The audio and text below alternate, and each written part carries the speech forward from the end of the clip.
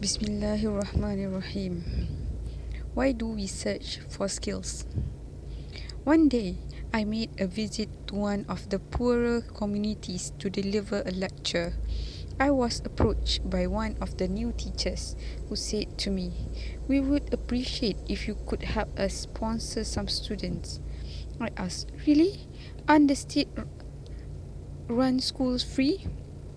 He replied, "Yes, but we sponsor their university education." I said, "Aren't the universities also state-run? They even give scholarship to the students." He said, "Let me explain." I said, "Go ahead." He informed me, "Our high school graduates are students of the 99th percentile. They possess knowledge and wisdom that would suffice an entire nation. When they graduate and decide to travel outside their province to study medicine, engineering, Sharia, Islamic law, computers, or any other discipline, their fathers prevent them, saying, 'You have learned enough, stay with me to tend the sheep.'" I screamed involuntarily. "Become a shepherd?" He said, "Yes, a shepherd." And indeed, these poor youths stay with their father tending sheep. Their skills and abilities fizzle out.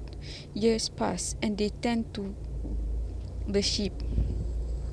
Years pass as they tend to the sheep. Perhaps they get married and are granted children.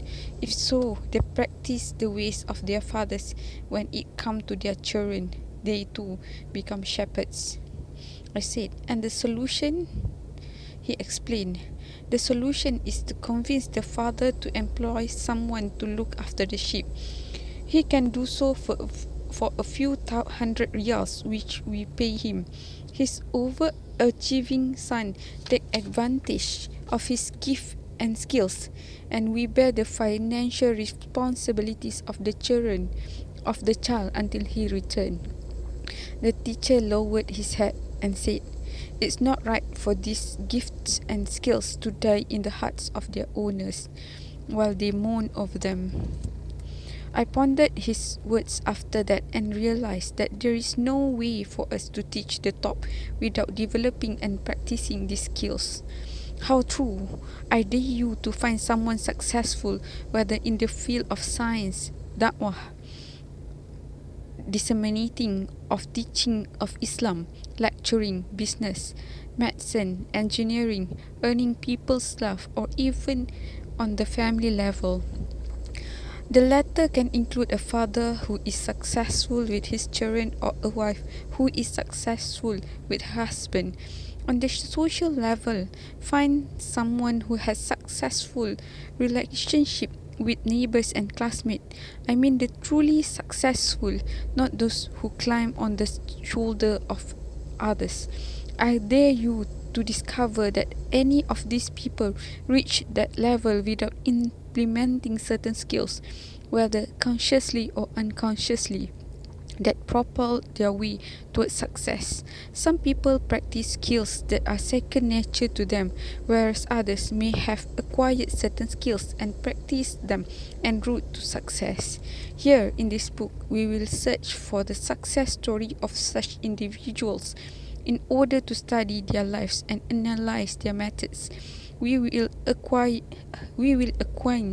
ourselves with the techniques they use to succeed and see if we can tread the same path in order to thrive as they did.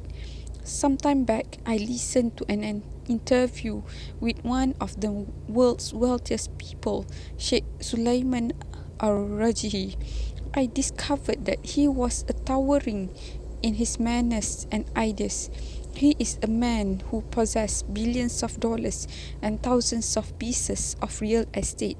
He has built hundreds of mosques and sponsored thousands of orphans. He is a man who epitomizes success. He spoke about his humble beginning 50 years ago. He spoke about his humble beginnings 50 years ago. He was an average person who did not possess anything except his day's meal. And at times, not even that. He mentioned that at times he cleaned people's homes for money, and and he spent day after day in a store where he was employed. He discussed how he was at the foot of the mountain and how he climbed and climbed until he reached the top. I reflected on his skills and abilities and discovered that most of us can be just like him with the aid of Allah subhanahu wa ta'ala. All we have to do is learn and practice certain skills, work hard to train ourselves, and persevere without giving up. Another matter that should invite us to search for skills is that some of us may have creative abilities which we are unaware. Maybe no one has ever helped us to discover or develop them. These skills may include public speaking, a mind for business, or plain genius. We may detect these abilities by ourselves or through a sincere teacher, employer, or a brother. And how few they are. These abilities may also stay trapped inside a person, who then remains an ordinary individual among people, with his or her skills having died in the cradle. At the moment we lose a leader, a scholar, an orator, or perhaps a successful spouse or a sincere parent. In this book, we will mention skills that stand out, reminding you to practice them if you already possess them, and training you in them if you lack them. Let's go. A thought. While you are climbing a mountain, look up at the pinnacle. Don't pay attention to the rocks scattered around you. Ascend with confident steps and about and avoid leaping so that you do not slip.